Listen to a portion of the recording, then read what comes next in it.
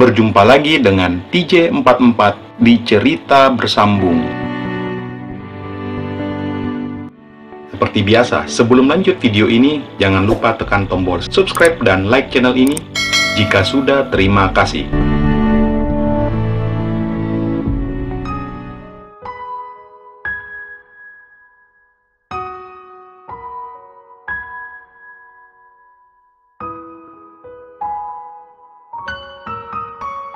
Kembali ke Makassar, tidak ada yang lebih penting selain bertemu dengan putri cantiknya yang sedang menunggunya di rumah.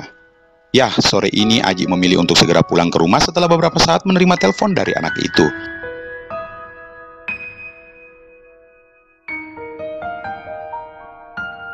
Berhubung hari ini adalah hari Jumat dan besok akan libur selama 2 hari, jadi Aji bermaksud malam ini mengajak dia sekedar berjalan-jalan ke mall, sekalian makan malam bersama.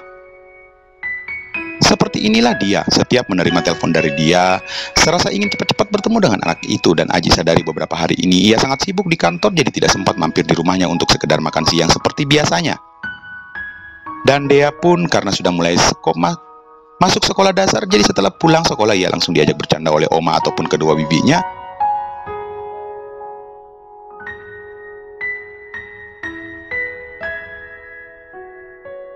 Sehingga jarang sekali ia menelpon Aji saat siang hari, kecuali sore harinya pasti anak itu akan menelponnya dan menyuruhnya cepat-cepat pulang. Beberapa saat yang lalu Aji menelpon telepon Dea dan kini ponselnya berdering kembali saat ia dalam perjalanan menuju rumahnya.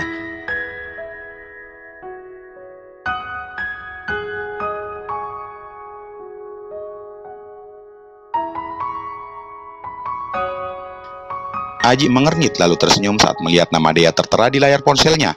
Ya sayang, nih ayah udah di jalan kok, setengah jam lagi sampai. Ayah selalu saja tidak ucapin salam kalau angkat telepon. Assalamualaikum ayahnya Dea, ujar Dea di seberang dengan nada cemberut membuat Aji nepuk jidat. Astaga, ayah lupa sayang, waalaikumsalam. Kebiasaan tuh ayahmu Dek nggak ngucapin salam, terdengar celetukan salah satu adiknya Aji di seberang yang mungkin sedang menemani Dea di rumah.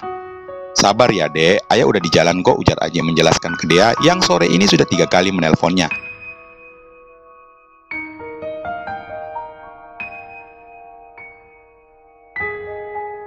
Aji hanya geleng-geleng kepala sambil tersenyum mendengar jawaban Dea barusan.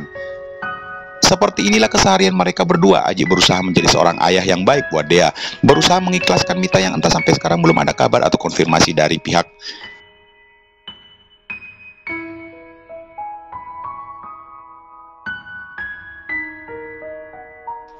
Memang sih sebelumnya Aji sempat menanyakan kembali ke pihak perusahaan, namun mereka masih berusaha mencari bangkai pesawat yang hilang. Namun satu hal buat Aji sedikit lega karena pihak perusahaan Lion Air akan memberikan santunan kepada pihak keluarga yang menjadi korban kecelakaan pesawat dan juga beberapa asuransi yang akan didapatkan oleh pihak keluarga.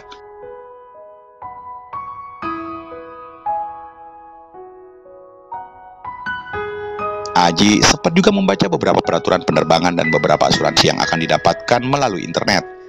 Namun, nanti 3 bulan setelah pesawat kecelakaan, walaupun belum jelas apakah korban atau para penumpang selamat atau tidak, maka pihak keluarga bisa mengklaim ke pihak-pihak yang tertera di informasi tersebut.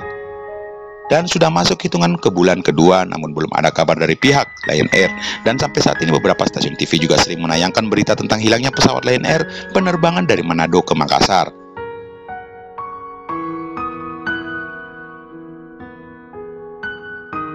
Seringkali Aji merasakan pedih di hatinya setiap mengingat kenangannya bersama Mita. Namun sampai sekarang ia tetap berusaha melangkah ke depan. Bukan untuk dirinya, namun semata-mata hanya untuk Dea seorang. Dia harus berusaha keras mengejar karir dan juga menjadi single father buat Dea. Bahkan Aji menonjolkan sikap dinginnya terhadap siapapun setelah kepergian Mita. Tidak memikirkan kisah asmaranya lagi.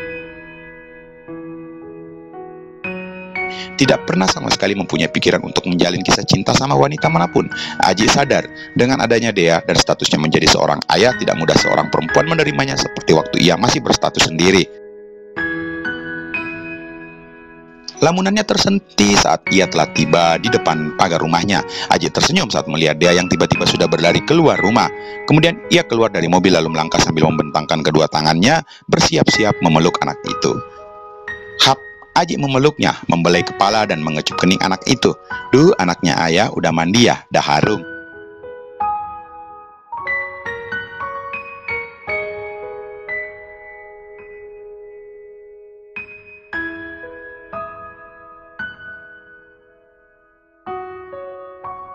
Iya dong, emangnya ayah bujuk banget belum mandi, kata Dea sambil memencet hidungnya sendiri. Mana Oma sama Opa, tanya Aji sambil menggendong tubuh Dea lalu melangkah masuk ke dalam rumah.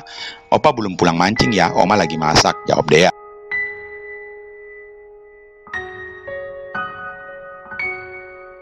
Terus tadi Dedek mainnya sama siapa?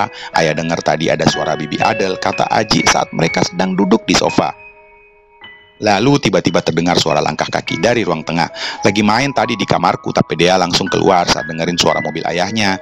Ternyata Adel, adik bungsunya Aji yang tiba-tiba muncul. Peka banget telinganya loh kak. Adel aja nggak dengar suara mobilnya kakak waktu datang tadi. Lanjutnya membuat Aji menoleh ke Dea yang sudah melendong manja. Mungkin saking rindunya dia sama ayahnya kali Del, ya kan sayang? Kata Aji sambil mengucek-ngucek rambut.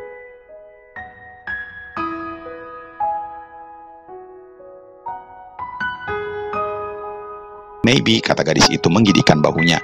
Dek, ayah mau mandi dulu ya, nanti ayah mau ajakin Dedek sama Bibi Adel jalan-jalan, ujar Aji kemudian. Jas kakak no Bibi, kata Adel menyela dengan cepat sambil memasang wajah cemberut, namun menggemaskan. Dan Aji hanya geleng-geleng kepala mendengarnya.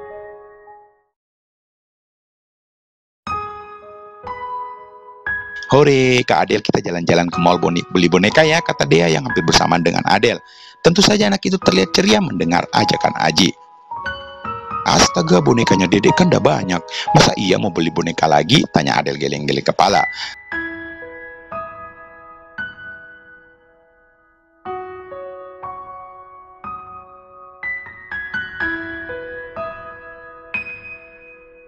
Terus beli apaan dong? Tanya dia cemberut.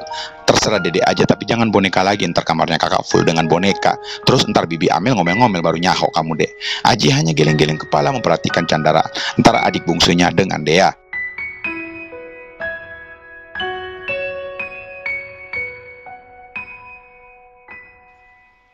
Udah ayah mandi dulu ya, Del, ajakin dedeknya main lagi sana, kata Aji menyela lalu melepaskan pelukannya di tubuh anak itu. Oke deh, jadi Adel ganti baju juga sekalian toh kak?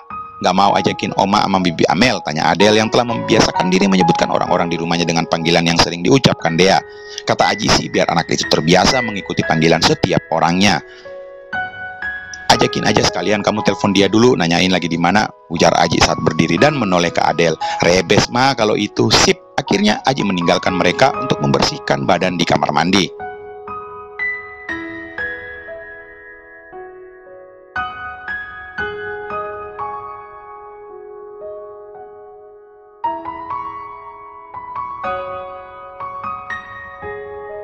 Beberapa saat kemudian, Aji mengajak Dea dan kedua adiknya di Mall Panakukang dan rencananya sekalian makan malam di salah satu resto yang berada di mall tersebut.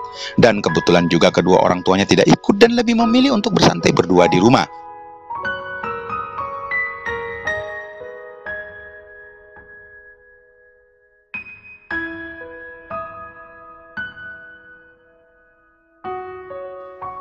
Saat tiba di mall, Aji menghentikan langkahnya sesaat. Ia menoleh ke kiri, lebih tepatnya ke arah tempat kerja Reni. Mengingat kembali tentang gadis itu, justru saat ini tidak merubah ekspresi wajah Aji. Telah lama, ia sudah tidak memikirkan gadis itu setelah terakhir kali melihatnya berpelukan dengan seorang cowok di atas motor. Apakah ia cemburu? Tentu tidak, karena yang ada dalam pikirannya selama ini hanyalah Dea seorang.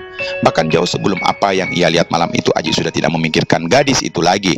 Mungkin lebih tepatnya setelah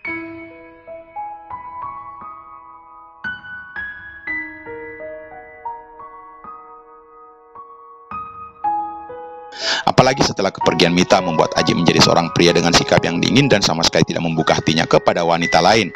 Dan juga berpikir mungkin benar adanya jikalau gadis itu pun tidak pernah memikirkan Aji sedikit pun. Toh memang hubungan mereka dulunya hanyalah sebuah hubungan yang aneh dan tanpa syarat.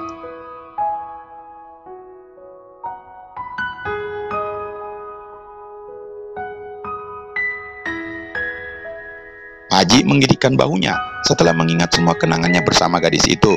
Kemudian ia mengalihkan pandangannya ke depan, matanya memandang tubuh kecil Dea dari belakang yang sedang berjalan bersama kedua adiknya. Ia tersenyum memperhatikan gerak-gerik Dea lalu melanjutkan langkahnya menyusul ketiga perempuan itu. Ya, hal yang terpenting adalah membuat Dea selalu tersenyum. Itulah janjinya, itulah impiannya, dan kebahagiaannya saat ini sudah hampir sempurna. Mencintai Dea seperti anak kandungnya sendiri, merelakan kepergian Mita dan membentengi pertahanan dirinya agar tidak terlihat rapuh di hadapan semua orang.